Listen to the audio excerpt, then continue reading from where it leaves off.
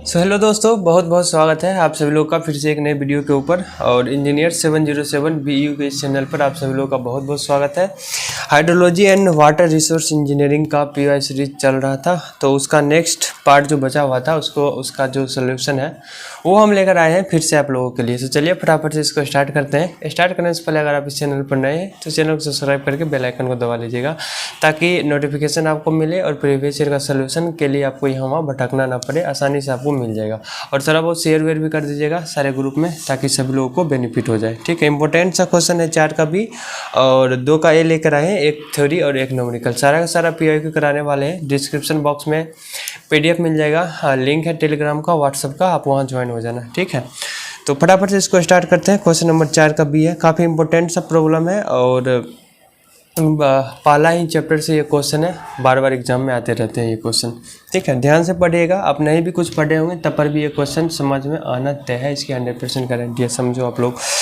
बोल रहा था normal annual precipitation of 5 rain gauge station. क्या दिया हुआ है? Normal annual precipitation. फिर से ध्यान में समझना, दिया हुआ है हमको नॉर्मल एनुअल प्रिसिपिटेशन।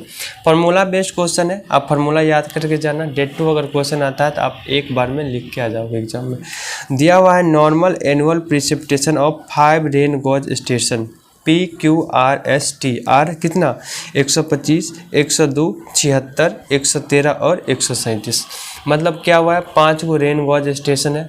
कोई फील्ड है उसमें 5 गो रेन गॉज स्टेशन लगा दिया गया है। रेन गॉज स्टेशन क्या होता है? जो वर्षा को मापता है कि कितना सेंटीमीटर बारिश हुई। ठीक है, वो 5 गो स्टेशन लगाया हुआ है किसी फील्ड में। ठीक है, और एक सबका नाम दिया हुआ है PQRST। और कितना कितना नॉर्मल एनुअल प्रिसिपिटेशन हुआ है? 125, 102, 76, 113 और 137 सेंटीमीटर। ठीक है, यहाँ तक कोई दिक्कत नहीं। बोला ड्यूरिंग ए पर्टिकुलर स्टॉर्म, मतलब पर्टिकुलर स्टॉर्म, किसी एक स्टॉर्म की बात कर रहा है। यहाँ पर नॉर्मल एनुअल मतलब एनुअल प्रिसिपिटेशन की बात कर रहा था, यहाँ पर एक पर्टिकुलर स्टॉर्म की बात कर रहा है। The precipitation recorded by stations PQRS 113। एक सेकेंड आप लोग रुक जाओ थोड़ा सा। हाँ, क्या दिया हुआ? P का 113, Q का 9.2, R का 6.8 और S का 10.2। और बोल रहा है कि the instrument at station T, जो मेरा इंस्ट्रूमेंट है स्टेशन T का, वो इनऑपरेटिव ड्यूरिंग द स्टॉर्म। मतलब बारिश के समय वो क्या होता है? ख़राब हो जाता है। ठीक है, तो बोल रहा है कि आप ये बताओ कि station T during the storm rainfall, मतलब रेनफॉल हमको निकालना है स्टेशन कहाँ पे? T पे, ड्यूरिंग द स्टॉर्म। मोटा मोटी आपको क्वेश्चन में नॉर्मल एनुअल प्रिसिपिटेशन दे दिया है और पर्टिकुलर स्टॉर्म का प्रिसिपिटेशन दे दिया है, और एक स्टेशन है वो इनऑपरेटिव हो जाता है, ख़राब हो जाता है। अब उसका प्रिसिपिटेशन आपको बताना है। कुछ नहीं था क्वेश्चन में, देखो इसका सोल्यूशन अब हम लोग आते हैं। मोटा उम्मीद करते हैं क्वेश्चन में आपको कोई दिक्कत नहीं हुआ होगा। लिख कर वीडियो बनाएंगे तो बहुत सारा टाइम लग जाता है, आपका भी समय बहुत ज़्यादा बर्बाद होता है। इसलिए हम पहले से ही लिख के आ गए, ताकि आपका भी समय बचे और मेरा भी कुछ समय बचे, क्योंकि मेरा तो समय उतना ही लगेगा, क्योंकि हमको तो लिखना पड़ेगा। ठीक है, तो आपका समय बच जाए। देखो स्टेशन दिया हुआ है क्या? PQRST। ओके, और नॉर्मल एनुअल प्रिसिपिटेशन दिया हुआ था 125, 102, 76, 113, 137 क्वेश्चन में दिया हुआ था। ठीक है, और उसके बाद एनुअल प्रिसिपिटेशन रिकॉर्डेड दिया हुआ था कितना? 13.2, 9.2, 6.8, 10.2। और ये जो मेरा T वाला स्टेशन था, ये जो मेरा स्टेशन T था, ये मेरा ख़राब हो जाता था, इनऑपरेटिव। इसको हम PT बोल देते हैं या फिर PX बोल दिए। ठीक है, ये हमको निकालना है। ओके, ठीक है, देखो ये फार्मूला है, नॉर्मल रेशियो मेथड का यूज़ कर रहे हैं हम लोग। इसका फार्मूला होता है PX/NX, मतलब जो हमको निकालना हुआ रहता है। जैसे PX मतलब PT, जो मेरा स्टेशन ख़राब हो गया था वो रखे हैं, उसको हम PX बोल दिए या फिर PT बोल दिए हैं। ठीक है, और बोले NX मतलब नॉर्मल एनुअल प्रिसिपिटेशन है। ठीक है, ये है मेरा PX/NX। PX क्या होता? पर्टिकुलर स्टॉर्म ड्यूरेशन में जितना रेनफॉल हुआ था वो, और ये था मेरा नॉर्मल एनुअल प्रिसिपिटेशन। इसका फार्मूला होता है 1/m, P1/N1, P2/N2, P3/N3, P4/N4 dot dot dot कहाँ तक? Pn/Nn। ओके, M क्या है? M मेरा है वर्किंग स्टेशन। M है मेरा वर्किंग स्टेशन, मतलब जो स्टेशन मेरा ख़राब नहीं था वो है मेरा, जो मेरा स्टेशन ख़राब नहीं है वर्क कर रहा वो स्टेशन लेंगे M।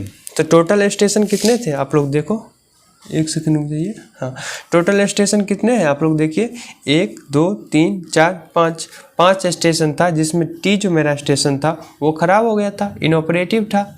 ठीक है, तो वर्क कितने कर रहे हैं स्टेशन, T वाले को छोड़ दो, 1 2 3 4 स्टेशन वर्क कर रहा था, तो नंबर ऑफ वर्किंग स्टेशन कितना हो गया, 4। ठीक है, और ये वाला जो टर्म है इतनी P1/N1 P2/N2, ये वाला सब भी हम लोग वर्किंग स्टेशन के लेंगे। ओके, और ये वाला जो टर्म है Px/Nx जो वर्किंग नहीं कर रहा है वो वाला लेंगे। तो ठीक है, Px देखो T मेरा स्टेशन ख़राब था ना, तो इस T मेरा स्टेशन ख़राब था, तो ये है मेरा नॉर्मल एनुअल प्रिसिपिटेशन, इसको Nx कर देते हैं। ठीक है, और यह एनुअल प्रिसिपिटेशन रिकॉर्ड है, इसको हम लोग Px बोल देते हैं। ओके, ठीक है, देखो Px/Nx जो ख़राब है वो उसका लेना है। ख़राब कौन सा है, T का Px कितना है, Pt या Px, ये हमको निकालना है, तो वो लिख लिए हैं, Px हम ले लिए यहाँ पे, कोई दिक्कत नहीं। और Pt और Nt कितना हुआ है, या फिर Nx जो बोल दो 137। तो Px/Nx, Px निकालना था, Nx का मान हम लिए 137। ओके, 1/m टोटल स्टेशन था 5, इसमें से वर्क कितना कर रहा था, 4, m है मेरा वर्किंग स्टेशन, तो 1/4। उसके बाद P1/N1 देखो, ये है मेरा Px, तो P1 N1 P2 N2 P3 N3 P4 N4। Okay, और ये वाला नहीं लेंगे, ये वाला तो हम ले चुके थे ना, इधर यहाँ पे स्टेबलाइज बार बार भाग जा रहा है, आप लोग थोड़ा सा मैनेज कर लेना, ये वाला तो हम ले चुके थे यहाँ पे। ठीक है, तो 1/m तो 1/4। अब देखो P1 13.2, एक सेकंड रुक जाओ, क्वालिटी अच्छी नहीं आ रही है आज, पता नहीं क्यों। 13.2 125, 13.2/125, इसी तरह 9.2/102, 6.8/76, 10.2/113। ठीक है, ओहो 10.2/113, मतलब Px/Nx P1 N1 P2 N2 P3 N3 P4 N4, ये वाला नहीं लेंगे, ये वाला हम लोग ले चुके हैं। ठीक है, आप लोग देखिए वही लिखे, ये वाला ले चुके थे, Px हमको निकालना था, उसका सामने नॉर्मल एनुअल प्रिसिपिटेशन 137 दिया हुआ था, तो वो ले लिए। पता नहीं आज कल ये क्या हो गया, ठीक से रिकॉर्ड नहीं हो पा रहा। तो ठीक है, सबका मान रख दिए, तो Px तो हाँ, तो Px/137 बराबर, जब इसको हम कैल्शियम रखें तो उसका वैल्यू इतना आ गया 0.09388, और इसको इधर गए तो Px बराबर आ गया, Px या P2 इधर से मल्टीप्लाई कर देंगे तो 12.86 सेंटीमीटर इसका आंसर हो जाएगा। तो मोटा मोटी उम्मीद करते हैं क्वेश्चन नंबर 4 का भी आपको समझ में आया होगा। उतना आसान सा क्वेश्चन था, बस फार्मूला के ऊपर बेस्ड था, थोड़ा सा क्वालिटी में गड़बड़ी हुई है, तो आप लोग थोड़ा सा मैनेज कर लेना। अब चलिए हम अपने अगले प्रश्न की ओर चलते हैं, और वो है मेरा क्वेश्चन नंबर शायद 2 का A और B। ठीक है, तो इसको भी कर लेते हैं। थोड़ा सा तबीयत ख़राब होने की वजह से वीडियो आपको टाइम पे नहीं मिल पाया कंटिन्यूसली, तो कोई दिक्कत नहीं, फिर से आप लोग के लिए वीडियो हम लेकर आए। देखिए, कन्फाइंड एंड अनकन्फाइंड एक्वीफर किसको बोलते हैं, इसको एक फिगर की मदद से समझिए। हम यहाँ पे एक फिगर लिए, आपको दिख रहा होगा, ये जो पार्ट है नीचे वाला, ये है मेरा इम्परमिएबल लेयर। इम्परमिएबल लेयर जिससे पानी पास नहीं कर सकता, उसको हम लोग इम्परमिएबल लेयर बोलते हैं। देखो, इम्परमिएबल लेवल एक हो गया और एक इम्परवियर लेयर यहाँ पे है। ठीक है, तो कितने इम्परवियर लेयर है, 2 इम्परवियर लेयर है। ठीक है, और उसके बीच में जो पानी है उसको हम लोग बोलते हैं कन्फाइंड एक्वीफर। तो 2 इम्परवियर लेयर के बीच का जो पानी होता है तो उसको हम लोग बोलते हैं कन्फाइंड एक्वीफर। अब देखिए, ये मेरा क्या है, एक लेयर, और इसके ऊपर क्या है, इसके ऊपर मेरा ग्राउंड सरफेस है। ठीक है, GS हम लिख देते हैं, ग्राउंड सरफेस है, तो उसको हम लोग बोलेंगे ये जो मेरा होगा वो होगा अनकन्फाइंड एक्वीफर। ठीक है, अनकन्फाइंड एक्वीफर। एक्वीफर क्या होता है ना, एक्वीफर बोलते हैं जैसे रॉक का एक बॉडी होता है जिसमें जिसका बॉडी पूरा का पूरा पानी से भींगा हुआ रहता है, फुल्ली सेचुरेटेड होता है, उसको हम लोग बोलते हैं एक्वीफर। ठीक है, तो कन्फाइंड एक्वीफर किसको बोले थे, दो इम्परवियर लेयर के बीच का जो पानी होता है उसको बोलते हैं कन्फाइंड एक्वीफर। और अनकन्फाइंड एक्वीफर किसको बोलेंगे, नीचे वाला पार्ट बेड है, इम्परवियर लेयर है, उसके ऊपर वाला पार्ट पे एटमॉस्फेरिक प्रेशर लग रहा है। ठीक है, ऊपर वाले पार्ट पे बेड रॉक का नहीं है। ठीक है, एटमॉस्फेरिक प्रेशर लग रहा है तो उसको हम लोग बोलेंगे अनकन्फाइंड एक्वीफर। ओके, देखिए वही है कन्फाइंड एक्वीफर का डिफिनेशन आप लोग देख ली। An unconfined aquifer is an aquifer confined between two impermeable bed. देखो एक इम्परमिएबल और एक इम्परमिएबल, दोनों के बीच के पानी, दोनों के बीच में पानी है कन्फाइंड, उसको हम लोग बोलेंगे कन्फाइंड एक्वीफर। अब देखिए दोनों के बीच में पानी दबा हुआ है बहुत स्पीड में, मतलब दो चीज़ को दाब के रखे हैं, एक नीचे से एक ऊपर से पानी को दाब कर रखे हैं। तो क्या होगा, जब उसके नीचे हम किसी पाइप को डालेंगे या फिर पंपिंग करेंगे तो पाइप डालते ही पानी फटाक से और ऊपर आ जाए। क्यों, क्योंकि उसके अंदर प्रेशर बहुत ज़्यादा था। ठीक है, तो वही the water in the confined aquifer will be greater than atmospheric pressure. Okay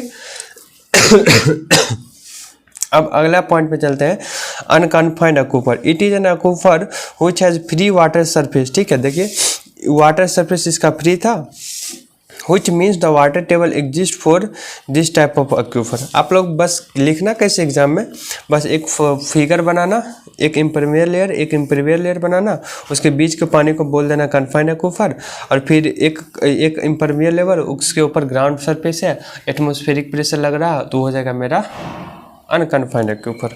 okay ठीक है, अब देखिए उसी का अगला क्वेश्चन था कि डिफाइन एक्वीक्लूड एंड एक्वीटार्ड। देखिए एक्वीफर का ही ये सब टाइप है, कन्फाइंड एक्वीफर का एक्वीक्लूड एंड एक्वीटार्ड, सॉरी एक्वीफर का टाइप है कन्फाइंड एक्वीफर और अनकन्फाइंड एक्वीफर।